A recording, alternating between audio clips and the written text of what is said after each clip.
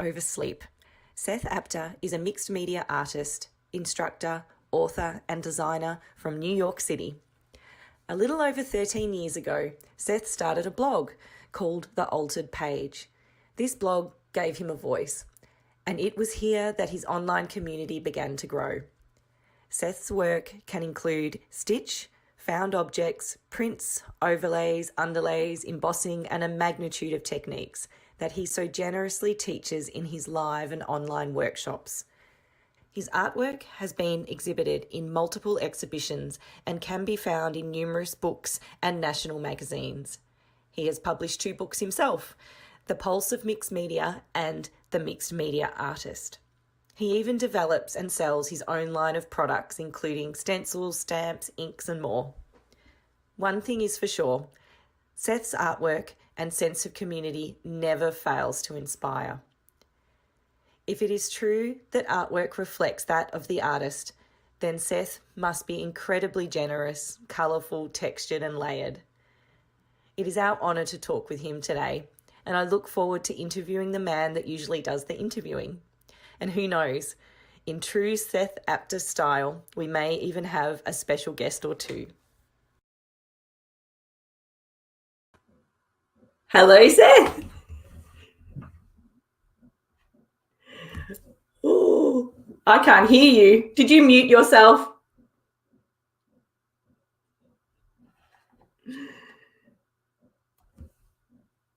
Hang on, give me a second.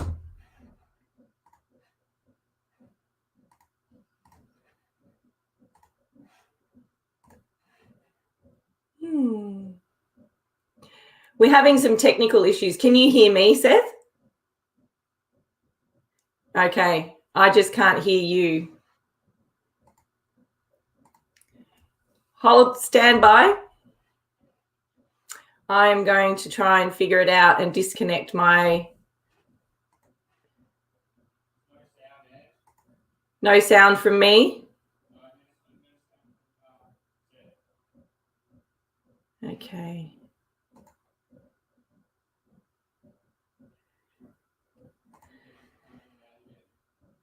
All right. Seth, I'm going to ask you to jump off the live feed and then jump back in again because I've lost your sound. Okay.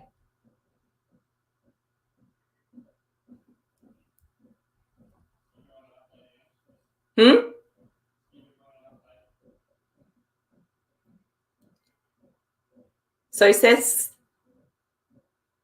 just jumped off because we couldn't hear him, but he's going to jump back on now, and let's hope that it's going to work this time. Hello, Seth. Can we hear you? I can hear you. Yay! We can hear you. Success. Yes. It wouldn't be in the internet if there weren't technical difficulties. That's right. I'm so glad that we sorted that out. Welcome. Thank you. Thank you. We've got a lot of people here, and it's going to be extremely difficult for me to keep up with all the comments because you just seem to incite this amazing commentary wherever you go. People love to engage with you. Oh, that's so exciting to hear that the peeps are out there. Probably a lot of people I know, and I'm hoping a lot of people who I don't know. Hey, Bonnie. Yes. Cindy. Wendy.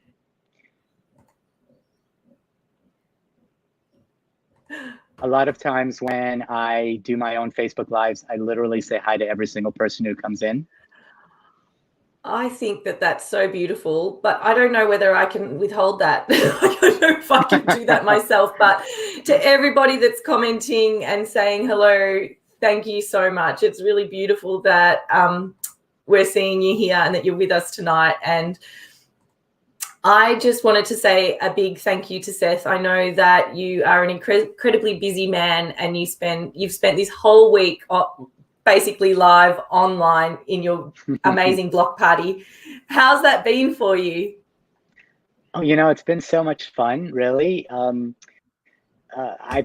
always active online, but this past week we've been doing this block party with Facebook Lives every day. I've been having special guests, and I've been doing a lot of other things in terms of my Facebook group, art projects, and things in my shop. So it's been crazy busy, but so much fun. I really feel like when I'm on these lives with this group of creative people that it almost feels like I'm physically together with people. And when that happens, I get juice. It's just like creative energy for me. So I know when it ends Saturday night, on Sunday, I will be exhausted, but it will have been completely worth it. Yeah. Yeah, I totally get that we've just all had to adapt, haven't we? And who would have thought that Yes. being online would have given us all so much connection truly during these times? Oh, I agree. And I think that that's actually, when you look at the silver lining of challenging things, the fact that the art community has really come together and supported each other and helped each other through what's been going on for these last months is it's just actually kind of been miraculous and really wonderful to see, because I don't know that every online community related to a theme or a topic will have had the same kind of representation of support and love and energy. It's amazing. It's really amazing. Hearts to everybody. Mm. Mm. Well, you give so much to the art community. So tonight we wanted to make it all about you. And that's going to involve a series of special guests and also some beautiful stories about you. And people are welcome. People are welcome in the comments to ask you a question or send you some love. So this is all about you tonight. And we're going to start with some Australian friends. One of whom all of us here at Fibre Arts Take Two are very familiar with, and that's the wonderful Glenys Mann. Hey, did you know how hard it is to make a video to say hello to you? This is about the 10th attempt, and I've got no idea what I'm going to say. It's going to be so good to listen to what you have to say today. We want you to come back whenever you can, and stay longer. Actually, I've got everything sorted for you to stay longer. There's a few residencies that you can do, and we can just have a party the whole time that you're here. Take care, and we'll talk soon. Bye.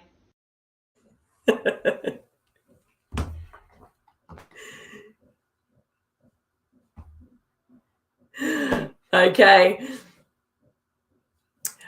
We've lost sound again, Seth. It seems like every time I play a video, your sound drops out. So that's going to be a little bit tricky. Jump off, jump back on again. Let's keep the show going.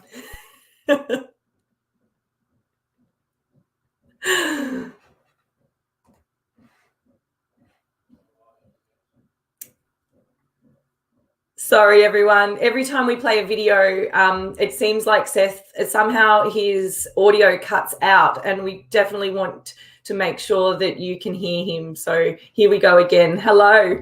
Hi, can you hear me now? Yeah, Okay. we can.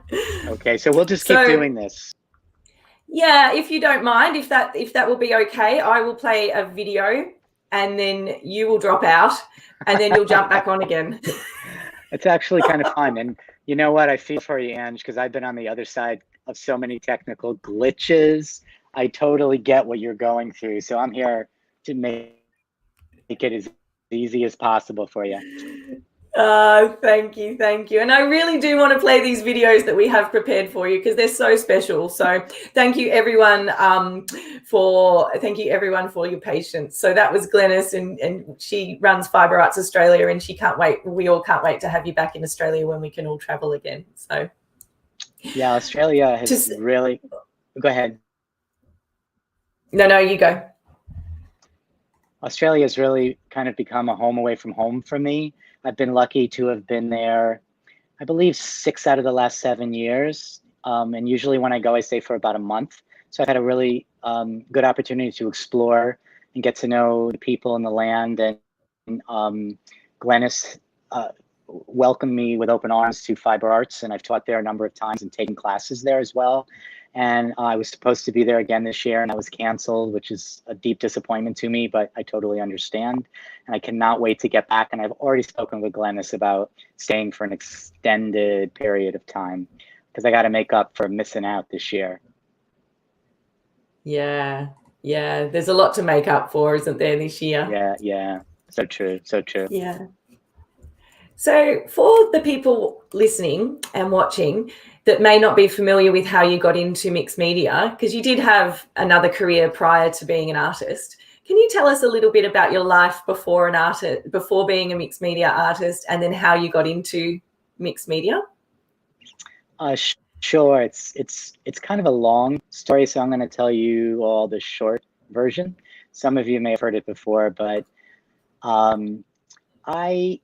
in a former life, because we've all had many former lives, I was a psychologist.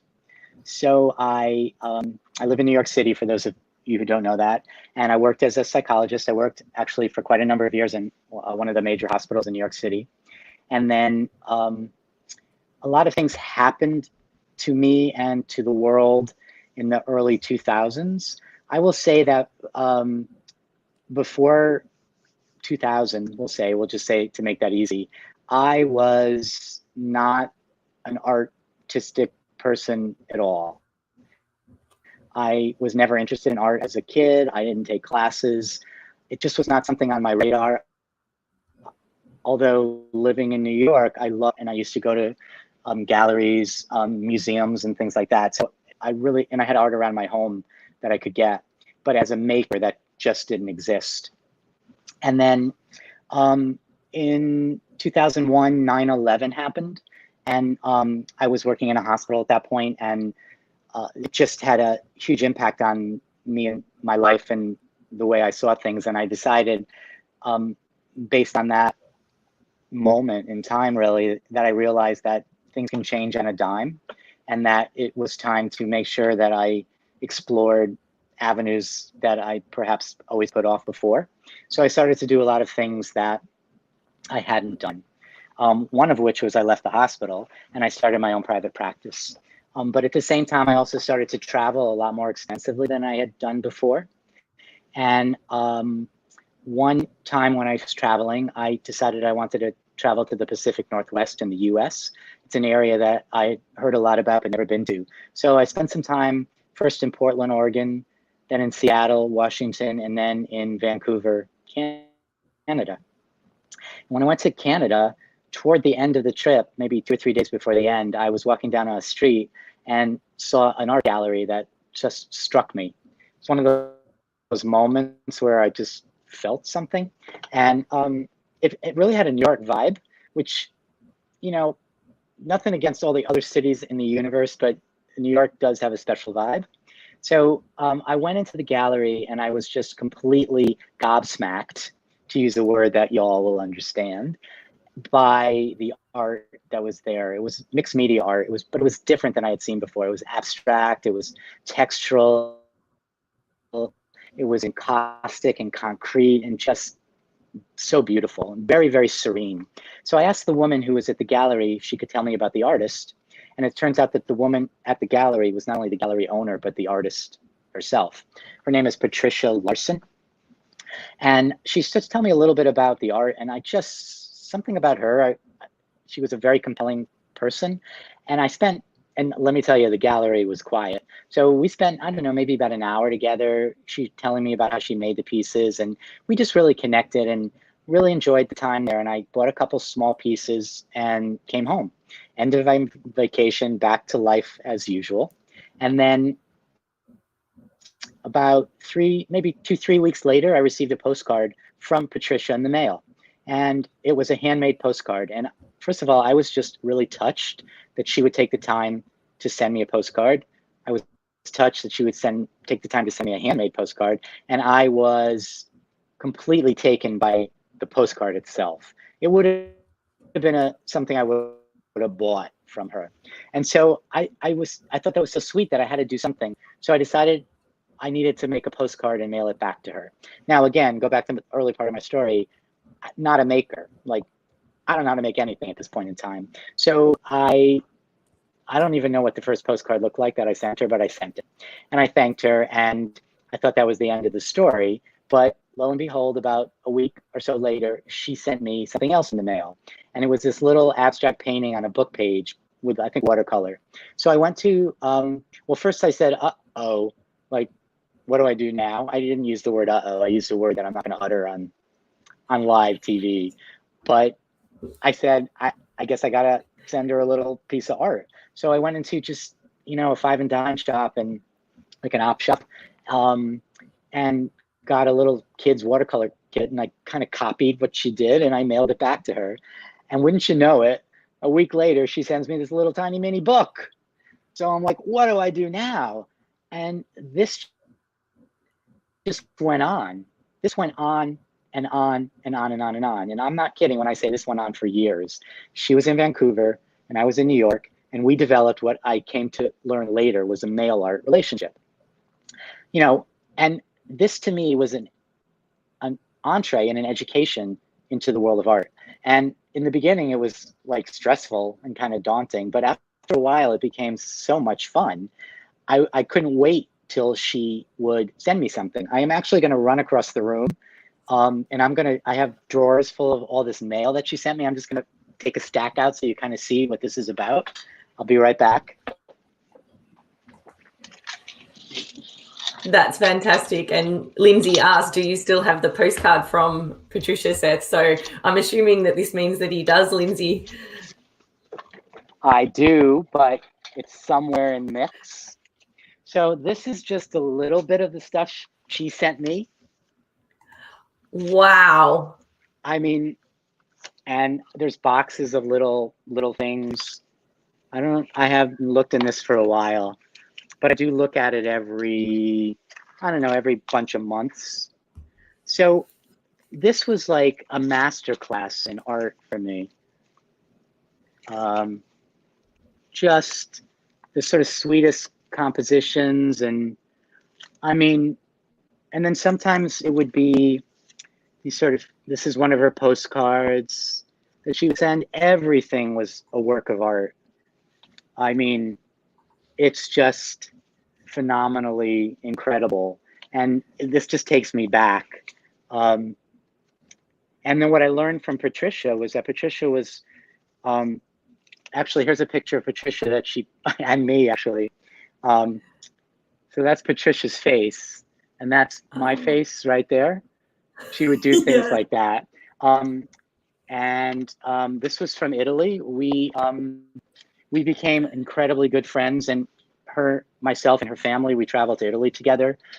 We went to Venice, and we were in Rome, and we were really all over, and we had our nicknames. So I was Franco and she was Izzy, short for Isabella, while we were there. And honestly, it's quite incredible. So when that happened, I realized that, this is pretty cool, this stuff. And at that time, I was still working as a psychologist full time, and I needed a hobby, I guess. I just sort of fell into making this art stuff. I need to take a photograph of that and just post it somewhere.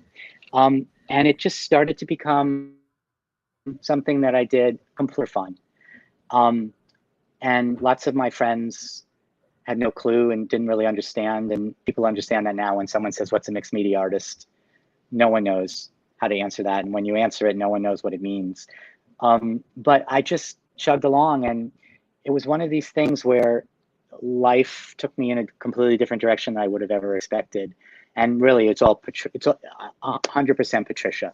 So first of all, I thank every Canadian. I feel like Canada was very special to me. And certainly Patricia just completely changed my life. There are some people that come into your life and totally change it. And Patricia was one of those. Patricia and I are still very good friends. She lives in Mexico now. And I've been down, not to her current place, but I have been down to Mexico to visit her in the past. And honestly, I'm forever thankful, because my life I live a completely different life now. I think a lot of people listening right now are very thankful for Patricia as well, Seth. So, yeah, that's a really awesome story. I love it. Yeah. Do you think that Yeah. that initial, I guess, orientation into art and that gift of sharing really set you up to be the sharer and the giver that you are? Like, you were introduced to something that was such a positive experience and so generous. And I feel that that's just, is that someone who you always were anyway, or was that something that Patricia sort of instilled in you and helped in your art practice and building community? That's a really good question. Ange is a great interviewer. Let's give her a hand. Because she didn't know that story. So 100%. I always say that for me, I've never been the type of artist that loves to sit alone creating art and that's it. Let me tell you, I do love to be alone at times, and I could sit alone and create forever. But for me, art has always been about connection and community. It's 100% to me, because of the way art developed. Art developed for me as a relationship, as a connection, as something that's all about giving and receiving. And there was nothing in this relationship that was about, I don't know, like commerce or greed or ego. This was just 100. It was just a gift, 100%. And going back and forth. And I know Patricia still has all the stuff that I sent her, and we sometimes talk about doing an exhibition of it. I think it would be fun, to like literally fill like a huge wall with all the pieces. But yeah, I think that set me on a very different kind of artistic path. I think the other thing is probably just because I was a psychologist, that as a psychologist, it's really all about the connection and the communication.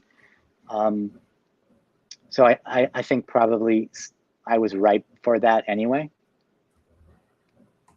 Yeah, I was going to ask you what psychology and art have in common, and what common threads have you found? And being the communicator that you are to be a psychologist, yeah, how has that helped in building this amazing community around you? Well, I kind of see it maybe overlapping in several different ways, maybe 3 ways. First of all, and I don't think this was quite your question, but for so many people, art is therapy, and art is, people always talk about during this period of time, art and creativity and connection with other artists have kind of saved them. And so I know a lot of people look to art as therapy itself. So there's certainly a connection there. I think for me, the way I create, those of you who know how I work always in layers. And people often say, well, why do you bother even like painting that first layer of blue when you know it's going to be completely covered? And I always have sort of a psychological answer in a way. It's, to me, my art is reflective of how we are as people. There's so many layers, and there's an outer surface, which would be the finished piece of art, or kind of what you see right here. But who we are as people and what our art piece is based on history. It's based on all the layers. It's based on things that you don't see. Like, you see me a certain way, but some of why you see me that way is sort of hidden inside me. I'm the way I am because of things that have happened. And so I feel that that's true when I create art, that first layer, you might not see it at all, but it absolutely develops what comes next. It wouldn't look that way if I didn't have that initial blue layer. So that whole idea of building the layers and kind of excavating into a history, which kind of used to be one of my artist statements when I was exhibiting in the past related to that. And then I know there was a third thing, but I've already forgotten it. Too many layers. Yeah, exactly. It's just really deep. Yeah. So I'm not even going to try to remember. Yeah, I think that's really fantastic. And yeah, I can definitely resonate, especially in the online world. I feel like you do only see what people want you to see. And sometimes that is just the external layer, but there is so much more that happens, not only behind the scenes, but yeah, as a person that brings the art out. So I feel like you share a lot, and we're very grateful for that. But what does community mean to you? I don't know. I always use the analogy of fuel, that like fuel for a creative fire or fuel for, just like fuel for your car or food. It's sustenance. It's community kind of keeps me going. Lots of people, the people who are in my community, in my world, honestly, I say this a lot and I mean it. They are the best. I call them my peeps. They're the best peeps that could be. They're so supportive and they're always so appreciative of me. But I always say to them, it's like, you're giving me as much as I'm giving you. Like, people are thanking me for doing a lot of online, like free Facebook lives throughout the week and everything during this pandemic. But honestly, like, I look forward to it as well. And yes, it's a lot of work, but I get so much out of it. And so community for me, it's just special. It's just special. It's hard for me to, it is hard for me to put into words, but it's something that I think when you create a community that's loyal, that's supportive, that's loving, that's as non-judgmental as humans could possibly be, because I think, really we're all judgmental, like, at heart to some degree. I think you create something it's like a dynamic that provides, it's like a family. It's like, you can't exactly define a family, but everybody knows when you're in a family, it could work or it could not work, the dynamics. And so I just feel lucky that the community that's been developed around me is one of those that works. Yeah. I think everybody is echoing your sentiments, saying, we are his peeps. My peeps. I like that. Yeah. I really like that. Yeah. Nothing like your own little tribe. Yes. Yeah. Yeah. Now I'm going to try and play another video, feeling a bit nervous, but bear with us, guys. Okay, here we go. I'm going to play a funny story. Okay. So this is from this is from the beautiful Donna Watson. So I'll play the video. Okay. I'll play the video, and then if you cut out with sound, just jump on and jump back off, and we'll wait patiently. Okay. Okay. Hi, Seth. I am saying hello because I want to tell you a couple of stories.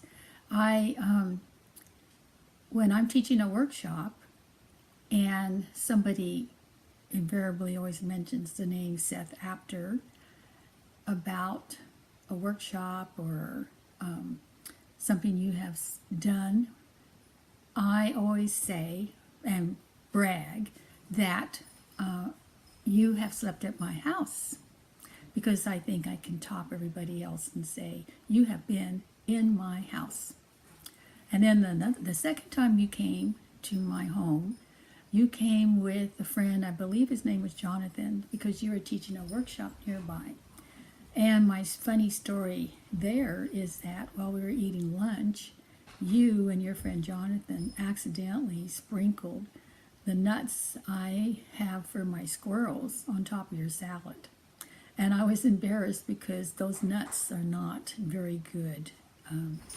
They're not very good nuts. They're for squirrels.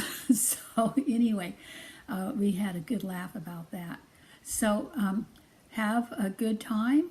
I know you're doing very well, and maybe we'll see you another time in my home, perhaps. Bye.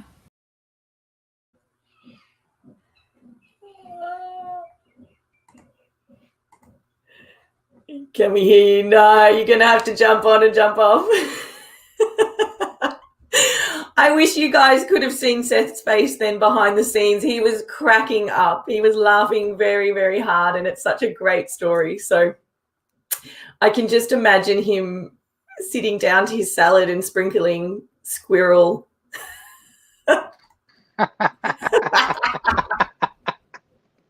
Donna.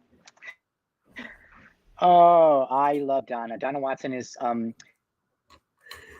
the US. She's from the Pacific West, actually, and she is also a tutor with Fiber Arts Australia. That's correct, right? Yeah, Is that correct? Yeah. Okay. I wanted to make sure after I said that, because I haven't ever been to one of the retreats with her. If you don't know Donna, please look her up. Her art is phenomenal. First of all, I have been to her home several times, and her home is gorgeous. And let me tell you that she has one of the top 5 studios, artist studios I've ever been in. It's a place that all I wanted to do was close the door and be there for a year, using all the stuff that she had. It was phenomenal. I love her work. I actually have some of her work here, somewhere in my home. Yeah. As well. Yeah. Thank you, Donna. Yeah, and I did. Yeah, John Thank you. and I were teaching a workshop in Bellingham, Washington, and we went to visit, and yeah, we did eat those nuts. That's fantastic. How did you first get into teaching? You know, when I was a psychologist, I taught. I worked at a program in the hospital teaching interns and residents and stuff. So I was familiar with and comfortable with teaching. When I started with art, it was a long time before I felt like, and I just had this conversation ironically with another artist today. It was a long time before I felt like I was equipped to teach. You know, I'm totally self-taught, like a lot of you out there. I'm Patricia Larson taught, really. And I just felt, you know, like many of us do at different times in our lives, like a fraud. Like, why would I teach? I don't know anything. I just do what I do. And over as time progressed and for different reasons, people got to know me more from my blog on the internet. I started a blog in 2007. And then I was lucky enough, this is actually a good story, which maybe if you want to know, I'll tell you. You let me know later if you want to know. I published a book, and right around the time that I published a book, I decided to do a book tour. And I did a talk. I brought some of the artists from the book to a place in New York City, a shop that's still there, the Ink Pad, an amazing place. And the woman who ran the Ink Pad had been asking me, her name's Anna, she'd been asking me for about 2 years to teach. And I said no. I'm like, why would anyone come watch me to learn from me? And so she's like, when we set up the talk, the artist talk, she said, I already announced that you're teaching, so you have to. And I taught my first class. I think that was 2012.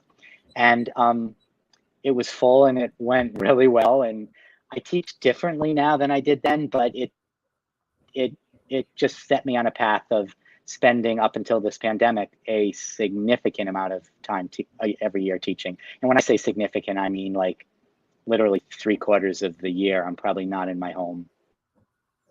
I'm traveling.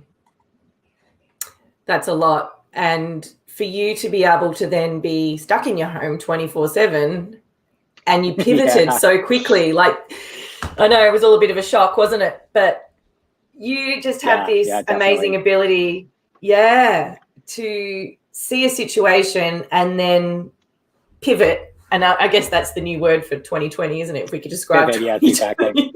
Pivot. It's the word of the year, pivot. Yeah. How are you able to, well, you're Seth Apter, so you could probably do anything, but how did you find that experience to just quickly pivot and then start learning and teaching online? And how did your students find it? Tell us about that experience for you. Well, I really feel fortunate, because I think that just things for me have lined up with choices that I've made that have sort of led me to be doing what I'm doing now. And that just continues to happen. I put the work in. I work really hard, but I do really feel fortunate, because lots of people put the work in and may or may not always be able to achieve what they want. This is also, by the way, a piece of advice. When I switched from my career from private practice as a psychologist to artist, I transitioned. So I was full-time in private practice, and art was a hobby. And then I started to try to do some things in art at night, like a lot of you guys probably do. And then I decided, you know what? I have control over my schedule. I'm going to take Fridays off, and I'm going to only work 4 days a week. And what ended up happening was, over time, the art just became bigger and the psychology was reduced, till eventually I shut my practice, and now I've been full-time as an artist for a while. So when I knew that I was going to do that, I said to myself, I got to be smart about this. I live in New York City. rent in New York City is not inexpensive. And I knew that I needed to make this work. And so I really started to think, I kind of already had a business mind because of my private practice. I knew what worked and didn't. And I said to myself, you have to create multiple streams of income. And honestly, if I was to give advice to anybody who really wants to be a full-time artist, I would say that don't put all your eggs in one basket. So I had done a lot of different things, wrote the books, started to teach, sold my art, design products, stuff like that, have this creative community online. And so I had the basis for any of those individual elements going south and not having to immediately worry that I was going to be on the street. So I had already developed an online community and presence. I spent so many hours on the internet. So that was sort of built in. I have never been an online teacher, though. I personally, historically, I love to teach because I love to travel and because I love to be in the room with creatives. That's the energy. I never wanted to do online classes. And in fact, I did a few DVDs, and the only online classes I've done in the past were because two people who I admire and respect so much asked me, Danny Gregory and Mary Beth Shaw. If it wasn't for those two people asking, I would have never had an online class. So I had this community. I had done Facebook Lives, and I realized, you know what? I got to quickly figure out what to do because every class from March through the end of the year was canceled, or I canceled. And I canceled a lot of them very early. And I'm like, you got to just jump in. And so I just jumped in, and my community responded. It's really, I put it up to you guys. It's you guys, your fuel. You just, if you had not responded, I don't know what I would be doing right now. I just don't know. I mean, I could always, in the middle of a pandemic, go back to being a psychologist. But currently, right now, my heart is in art. I love that. My heart is in art. That's beautiful. Tina said, pivot would make a good stamp word. I have a line of rubber stamps, and sometimes I ask my peeps, like, you tell me what words you want in the stamps, because really, they're the people who are going to buy them. So first, I want to always make sure when I design something, I design it for myself. I'm not about designing products because I think they'll sell. Going down that road is a bad route.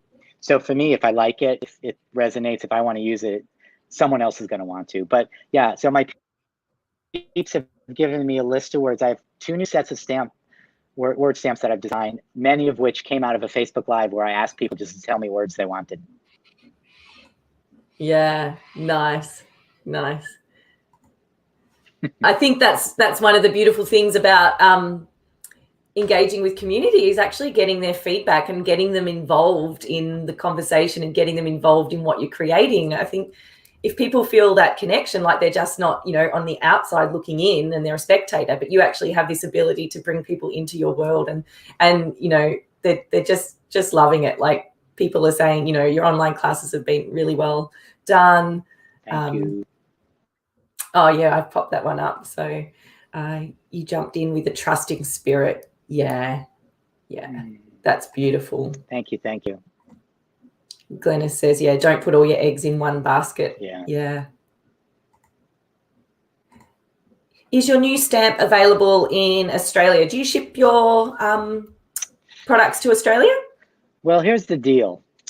Up until the pandemic, you could order anything of mine from my shop, and I shipped it internationally. The shipping is so ridiculously expensive, though. That's not easy. But since the pandemic happened, I kept it up for a while, but I just been holding packages, so I stopped. So yes, if you asked me 4 months ago, no now, but there are shops in Australia who do carry my products. So I mean this, I'm pretty good with answering people, although this week I'm behind. If anybody from Australia has a question about how to get any of my products, you can message me on Facebook or email me, and I will, it may not be instantly, although sometimes it is if it's good timing, but I will get back to you and I will give you a link to a shop who either has it or may have an account with that particular brand and who can order it for you. Yeah, great. And we'd be happy to pop a link up too in this feed for anybody that's watching. So if you wanted to send us that information, we're more than happy to pop that on there if you have some regular distributors. That'd be great. I used to be a product developer, and I know that I do love it's not Australia. I really do. Oh, you did? Oh, yeah. Used to. Should I start interviewing you? No, I wasn't Diane, really tell products. Everybody. No. Oh, okay. It wasn't art products, but I remember when we first met at Fibre Arts Australia, and I love the fact that you developed your own products. I think that that's such an amazing thing to do. And how did that come about? Like, did you just see a need in the market, or how did you get into product development? Well, I'll tell you, it was one of those serendipitous kind of things. So I mentioned earlier today that the only online classes I did formally before were for two people because they asked and who they are. And so I will tell you that I'm just doing my thing, like not thinking about lots of things. And all of a sudden one day, Mary Beth Shaw, the same person who got me to do one of the online classes, came up to me and said, I've recently started this company, a stencil company. Do you want to make stencils? So I'm like, okay, like, sure. That's like an amazing opportunity. It's not necessarily something at that time I would have sought out. But she asked, and I hand designed some stencils, and I brought them to a retreat in the United States, and they did really, really well. Although I will tell you that every stencil that Mary Beth sells does really, really well. So it just opened up possibilities for me, and I began to think about that. And then the next thing I did was start to draw out I really enjoyed the drawing of the stencil designs. It's tricky because you have to have what are called bridges, because if you just draw, everything will fall out. It all has to be connected. So it's quite tricky. And I love that challenge. And I really enjoyed the design. So I started to design stamps, not having a company or anything like that. I just figured, wow, I can make the stuff that I want to really use. And so I started to design stamps, and I created a collection of stamps, and I brought them to a company, and I said, like, what do you think? And they're like, let's go for it. And so it just happened that way. Yeah. Serendipitous. I feel like a lot of the most successful people, it doesn't seem to just happen. And I know things just don't happen. There's a lot of work that goes in behind. But what I'm learning from talking to you guys is that the less you fight something, the more it just flows. Like, you always got to stay true to yourself and create work that speaks to you, not because you think it's going to sell or that, but it makes you happy and brings you joy. And I love that. And especially, I think you mentioned too on one of your Facebook lives that you spent a lot of time like crafting Instagram posts or Facebook posts with images and curating those. But then when you'd run out of time and you just post up anything, like that's the one that gets the most likes. Yes. It's so funny. You like take this photograph of a piece of work you've worked on for weeks, and then you take a bunch of photographs in different light and you find the perfect one. We all do it, or maybe some of you don't, but lots of people do it. And then you post that one, and it's not really, truly, it's not that I'm sitting there watching, but you go back and you look and it's like, what? Like, I love that one so much. And then it just doesn't get that love. And then you do this throwaway and it's so big. It's the one that kind of goes, I'm not going to say viral, but it's big. And then I will tell you though, when that happens, word of advice from somebody with experience, don't try to recreate that moment in your next post. It will be even worse than your worst posts. Enjoy that viral moment for what it is, and the next one will come, and it might be a month, it might be a year, but it will happen. It's quite funny. And actually, in terms of my products, when I release a new set of stamps, sometimes I think to myself, like, which one do I think will be the most popular? And honestly, I am 99% wrong. Sometimes the one that I like, but would not be one I would use over and over again, that ends up being the one that just sells. So that's why I say don't chase the commerce of it, the market of it. Make what you like, you know, and it's going to hit somebody. Yeah, that's great advice. I'd love to put some images up of your work. So I'm sure people watching are familiar with your work, but maybe you could talk us through some of your pieces. Now, we'll start with Northern Territory because, you know, we're Australian over here. So Yeah. Can you tell us a little bit about this piece that you created and what it means to you? Sure. Can you still hear me? Yes. Woo! Yeah, okay. So Northern Territory, for those of you who don't know, is in Australia, and it's a region that actually I've never been to, but I have had several attempts to plan to go to. So I cannot judge it from experience, but I worked on this piece, and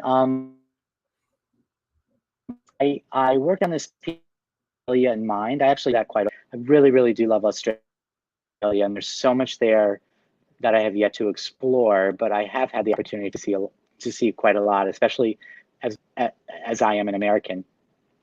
And there's something about the land and the colors, the spaces. You know, for those of you who don't know, you know, you're in a town or a city, and you don't drive very far. Where sometimes you're literally in nowhere, and then you drive and drive and drive, and eventually you're somewhere again. And it's that nowhere in between that I've fallen in love with. It's vast, it's textural, it's greens and earthy, and a lot of times those are my colors anyway. So when I made this piece, I really channeled it. You know, the feeling that I get when I think about those kinds of regions. It's quite textural, the piece. There's a lot of thread in it. There's old spines from vintage books. There's some of the vintage vintage beeswax embossing powder.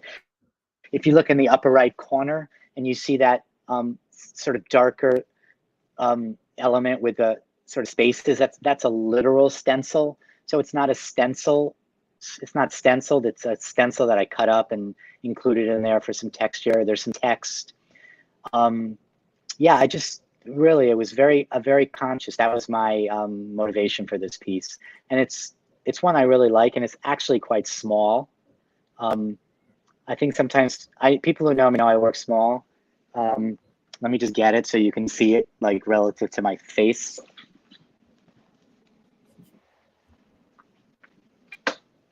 Yeah. Yeah, nice. So that's my hand. So you can see how small it is. I actually really love to work small and create sort of vast worlds in a small space. It's sort of how I look at a lot of the art I make. So would you ever sell that piece or the pieces that you're making, or do you keep a lot of your pieces for yourself? I do one of three things. I guess I like the number three. So a lot of times I make work and I sell it right away. And then other times I make work and I hold on to it for a while. It does not feel like I'm ready to let go of it. I want to live with it for a while. I want to sort of enjoy it and hold it and experience it and have it, even if I don't always look at it. And then at some point I look at it and I'm completely ready to let it go. And then there's some work that I keep that at least in my head, I'm planning on keeping forever, but I may look at it one day and let it go. So I'm actually holding this one for what I hope will ultimately be an exhibition, a live exhibition. I have a series of pieces sort of in this same line that I'm hoping eventually I can do an in-person exhibition. Beautiful. Beautiful. And I love how you name your pieces as well. And one of my favorites that you sent through was Too Cool for Spool. Yeah. Yeah, this is Too Cool for Spool. So this was a piece I made and that I ultimately actually turned into a class that I taught in person. I only taught it a few times. I'm on Fiber Arts, Take Two. I do not consider myself a fiber artist, but I use fiber in a lot of my work. And I usually use it in small little bits and elements. I love thread, particularly red thread. I love hand stitching. I love the texture that fiber brings. So, a spool kind of connects with it. You can see some of it here as well. Almost all those elements have some element of fiber or thread as well. So it's just something that I'm drawn to, and I have, like everybody else, here's another example. I have so much fiber and threads, and the good thing for me though is that I only buy small pieces. I rarely buy more than a yard, and very often much smaller. So it's somewhat contained. I never buy more than that. And part of it is because I don't want like it to take over my space. I live in New York, so, but the other part is that I'm a big believer in I can't think of the right word, one-offs, we'll call them. Like, I don't make prints. I don't use photocopies in my work. It's always been for me the idea of using originals. And so if I have too much of the same fiber, it's going to almost feel to me like, if I keep using it over and over again, it's going to almost feel like a copy. That's just me though. I don't judge anybody else who might, make prints or do multiples or anything like that. I got to throw that out there. I think a good word for it is bespoke. Yeah. Yeah.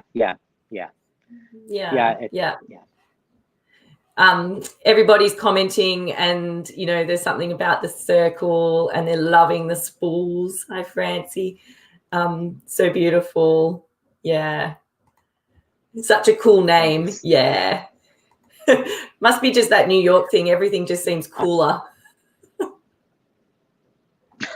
Well, I will tell you that I am abysmal at naming my classes. My classes historically have not had good names. And in fact, I've had venue owners and friends say, no, you can't call it that.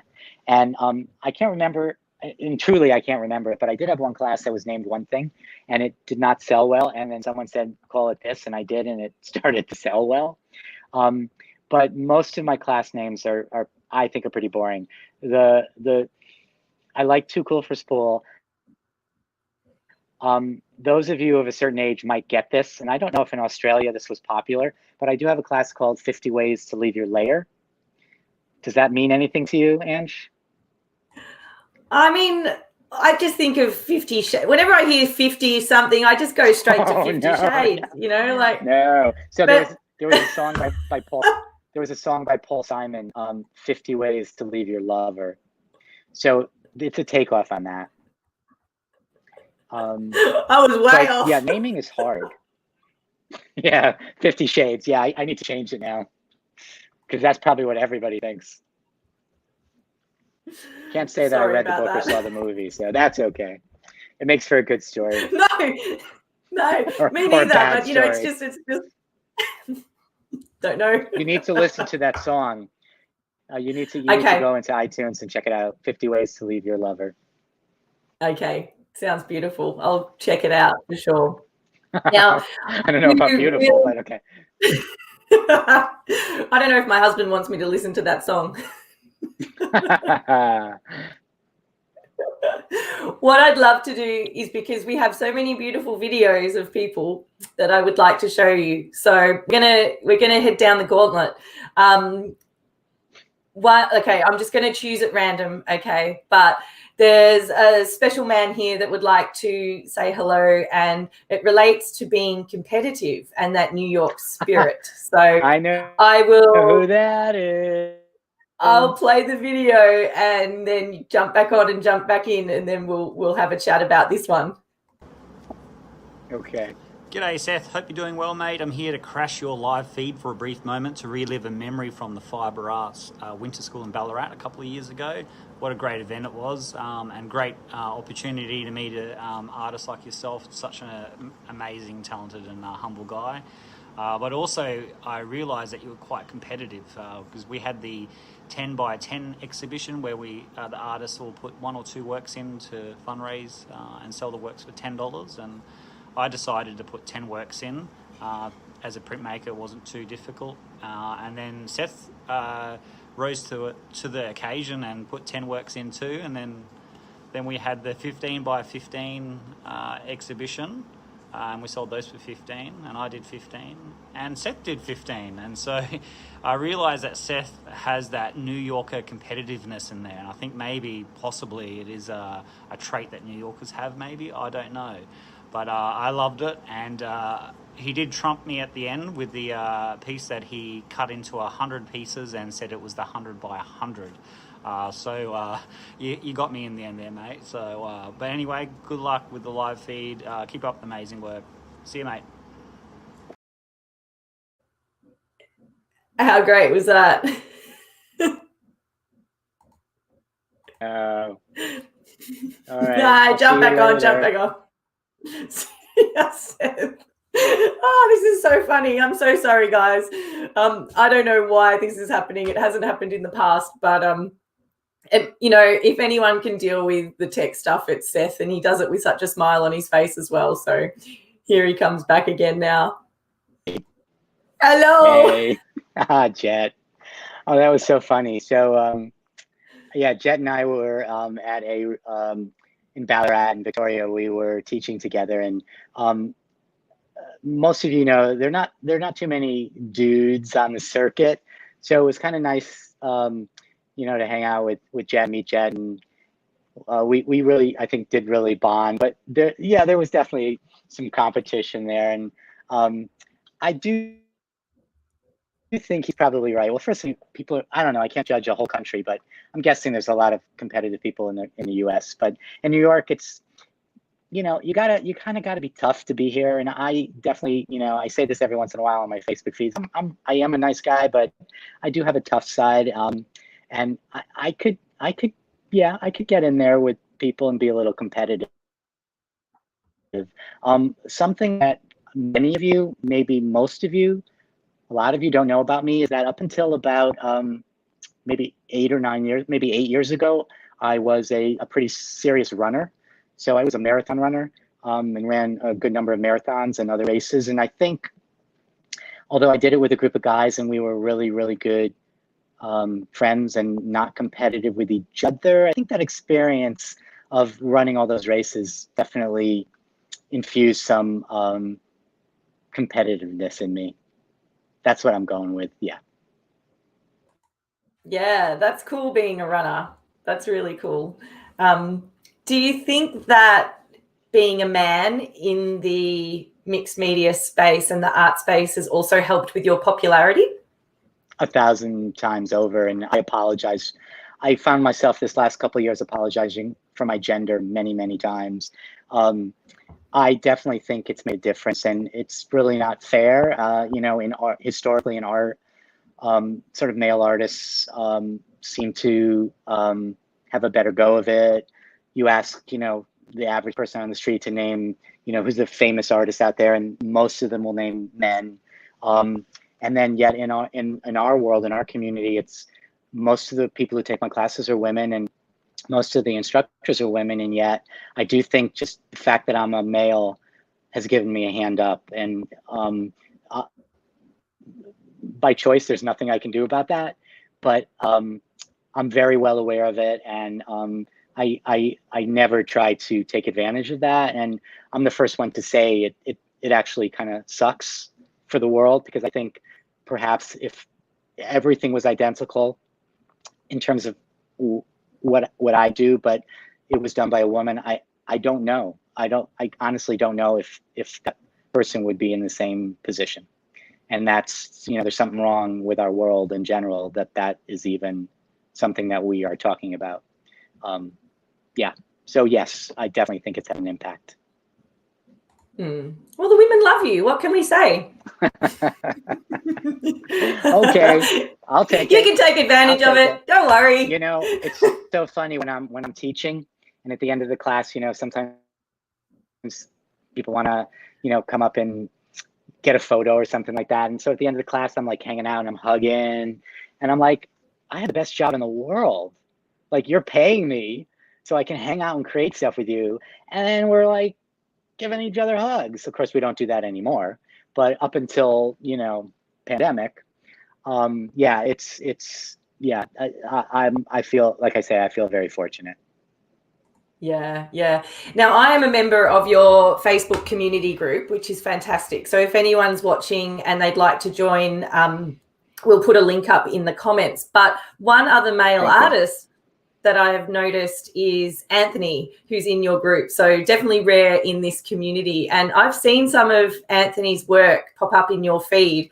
And it's great, Anthony. Keep Yeah. going. It's fantastic. Yeah. I always found that it was such an inspiration to see the guys out there doing the mixed media work. It's awesome. Yeah, I agree. Yeah.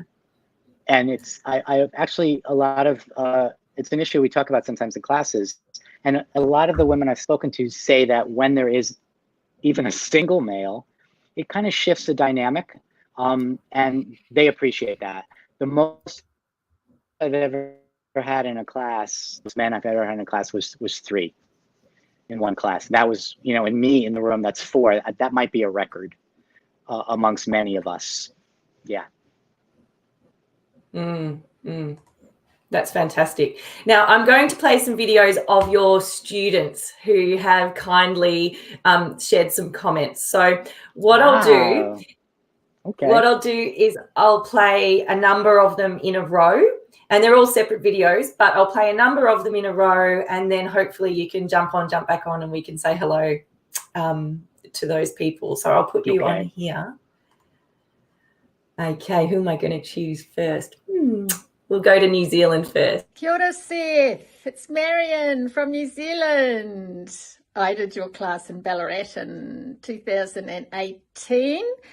I was the mixed media virgin of the class, coming from a cloth and stitch background, but you have converted me a little. Still making books, still using a little bit of paint, still messy for me.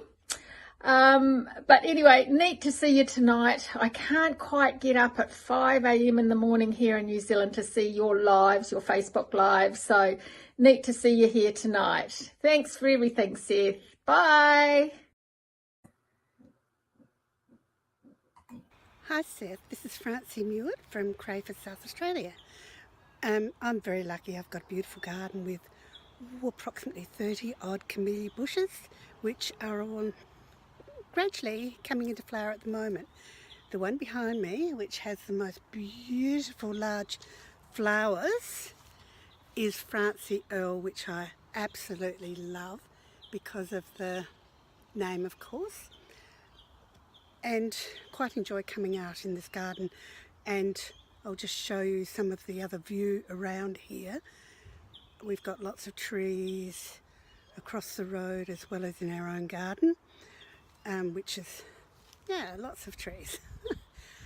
My biggest memory of you is in our class at Ballarat in 2018, winter school, and it was absolutely lovely. It was great to meet all the other ladies, and I cherish my book I made with you.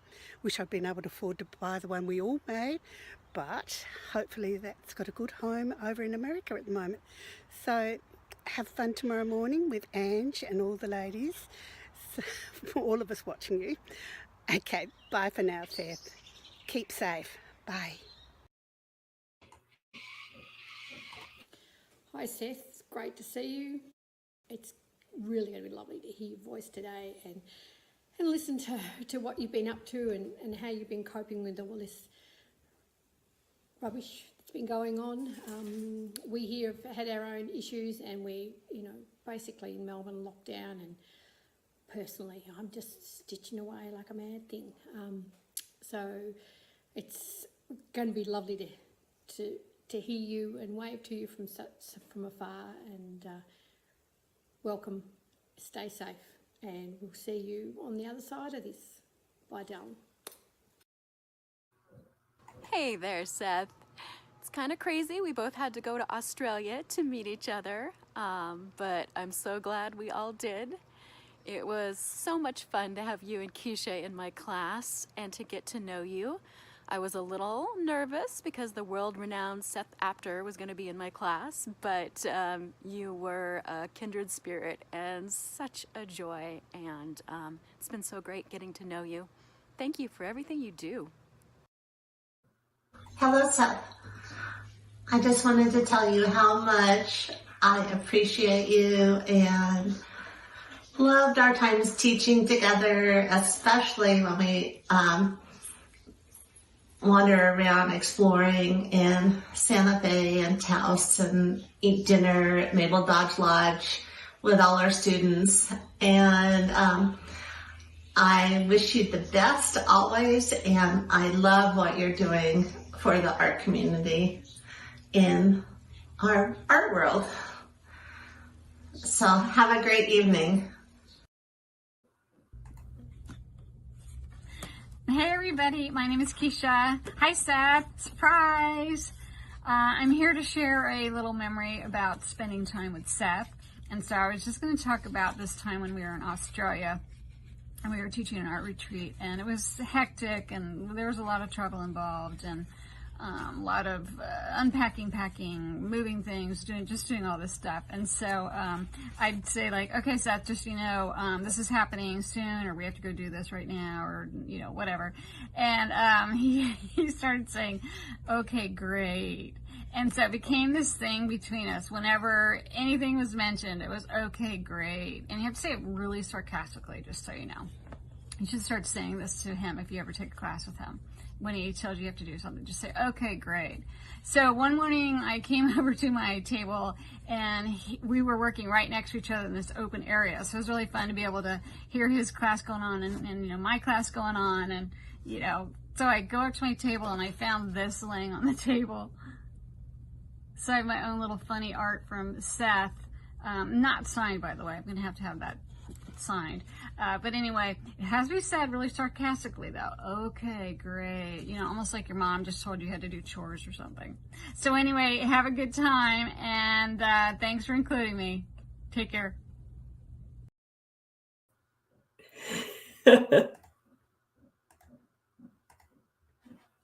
I've lost you again, but jump in, jump out, and thank you for all your comments, guys. So Wendy, you're welcome. These videos are really great. How nice is it to be able to give back to Seth, who gives so much to the arts community? So how was that? Yeah. Okay, great. Oh my God. Come on. And what you set up, that is just so sweet, so unexpected. Several people there, Keisha and Roxanne, I've been talking to, messaging all day. None of them let the cat out of the bag. I'm quite impressed. But the memories are really so good. It's a pleasure to see Noni, who also runs Fiber Arts, and the students and my colleagues, my friends. Really, this smile. It's gonna be plastered on my face tonight after I go to sleep. And some of those memories they're really good. And honestly, I cannot say it enough, because I like to say things that have a lot of meaning to me over and over again. You get used to that. Australia, I have been completely taken by Australia. It's a place I have gone to. I keep wanting to go to. I will continue to go back to. There's so much there, and whether it's like those beautiful, the trees, everything. It's just an amazing place, and the people are incredible. And so yeah, it's now all I want to do is like escape New York and go to Australia tonight. No, well, we'd have you back. Thank you. That's really special that you set this up. Thank you. Really. Thank you. You're a special person, and there was probably so many more people that we could have contacted to get those videos in, but we just grabbed a snippet of the handful of people that really love and appreciate you and have loved your block party this week, and we're so thrilled to be part of it. So thank you so much for inviting us into your world. It's just been amazing. Absolutely. Yeah, I have like 100 more questions. For me. No, you go. No, go ahead. I was just going to say it's fun to spend Friday night. Thursday night with you, right? Thursday. See, it's one long day. It's just one long day, but it's fun to be here at night because most of what I do is during the day. So this really feels more like a party from that perspective.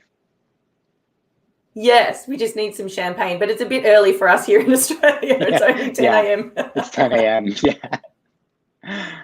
Yeah. Yeah. Well, I'm sure I could ask you a million more questions, and I've kept you on the line for over an hour, so I really appreciate your time.